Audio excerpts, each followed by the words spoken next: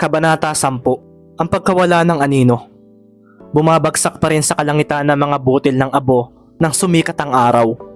Ang dating maaliwalas na paligid ng San Felipe, kung saan makikita ang mga bagong greenhouses at mga booths na nagpapakita ng produkto ng komunidad, ay nagmistulang sinapian ng kulay abo, mga nabubulok na plastik na tuyong mga kahoy at mga kahon na kulay itim ang loob.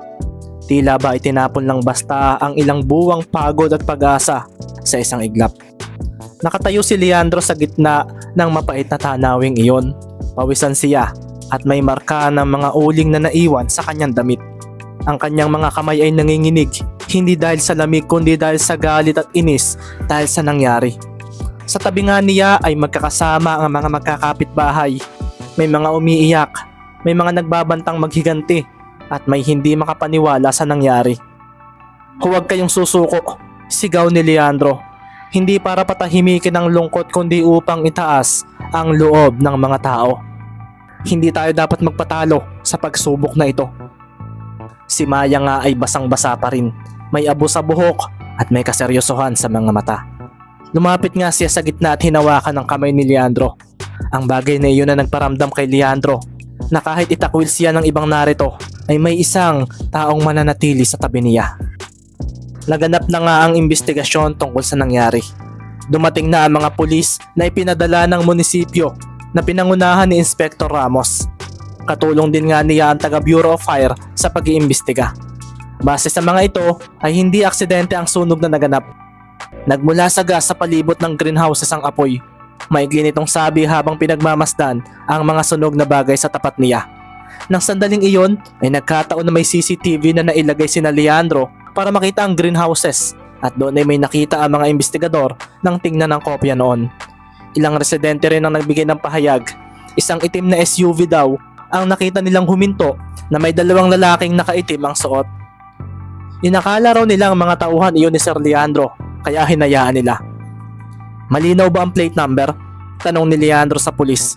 Hindi ganoon kalinaw, sir, sabi ni Ramos. Pero maaaring malinawan iyan sa computer kapag dinala namin sa istasyon. Lumipad nga kagad ang balita. Hindi nga naglaon ay nag-umpisa ang pagbanat ng teleponong nagmumula sa Maynila. Mga mensaheng puno ng opinyon, mga emails mula sa media at mga tawag sa opisina ng De La Vega Holdings. Si Don Alfonso nga ay agad na tinawagan si Leandro. Anak, mukhang isa itong matinding pagsubok sa iyo. Ano ba ang pwede kong gawin? Okay lang, Papa, sagot ni Leandro. Mapagtatagumpayan ko ito. Isang itim na SUV nga ang dumadaan noong gabi malapit sa oras ng insidente. May isang frame lang sa video ang malinaw ang gilid ng bumper at isang sticker na may logo ng isang small logistics company. Hindi malinaw ang plate number pero sapat na raw ito para simulan ang paghahanap. Nagumpisa ang halo-halong kilos ng mga taga San Felipe.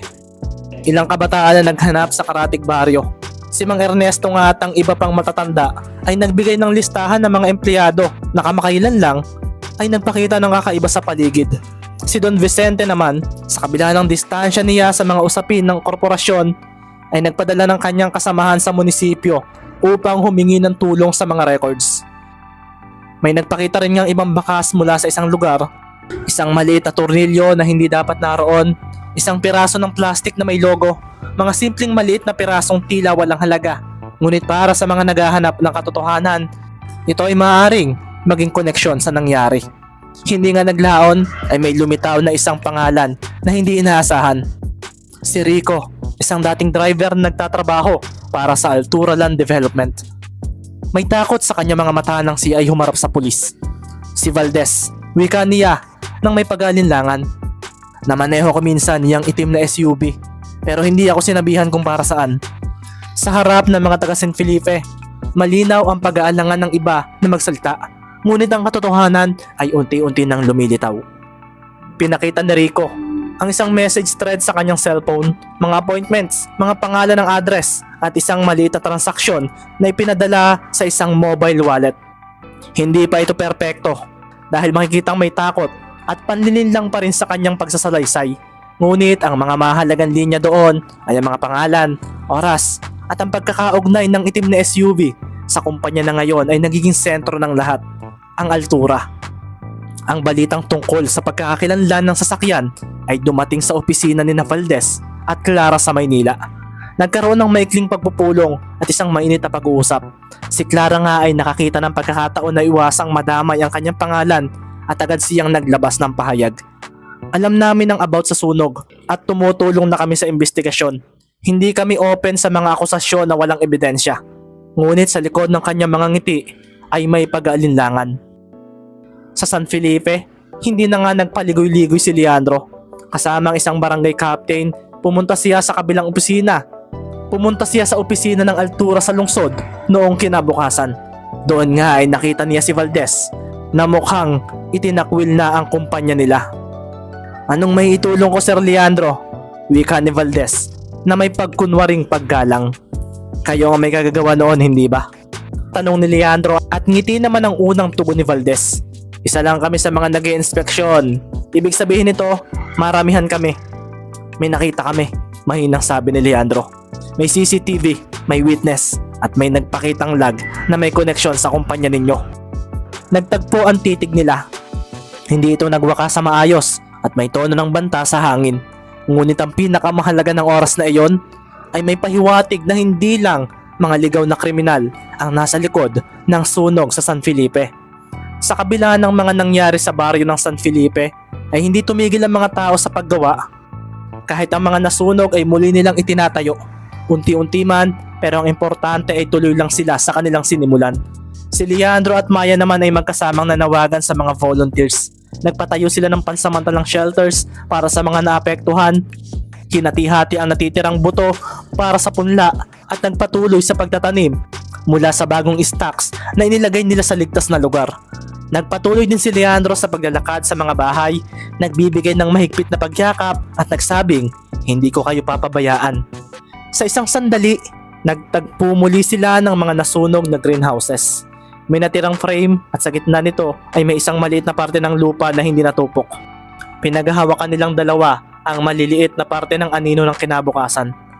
"Dito natin itatanim muli," sabi ni Leandro sa kasama niyang si Maya. Tumayo nga si Maya malapit sa kanya at huminga ng malalim. "Hindi ko na gustong bumalik sa lumang bahay na puno ng kasinungalingan," sabi niya. "Kung mananalo tayo sa laban na ito, dapat totoo lahat, walang taguan." Tumango si Leandro. "Pangako ko iyon sa iyo." Hindi nga nagtagal ay naglabas na ang pulisya ng unang formal na update tungkol sa sunog. May mga testimonies na nagtuturo kay Valdez at sa isang subcontractor na may partisipasyon. Isinailalim ang ilang suspects sa pag-iinteroga. Ang mga dokumento ng altura ay tiningnan nila ng mas malapit at may mga irregularidad silang nakita. Hindi pa man ito ganap na kaso ngunit sapat na para magdulot ng pag-iling ang mga taga-altura. Sa kabilang dako, si Clara naman ay nanatiling tahimik.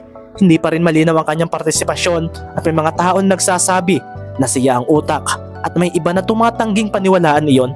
Para naman kay Leandro ay hindi ito isang personal na laban lamang. Ito ay laban para sa kinabukasan ng isang komunidad.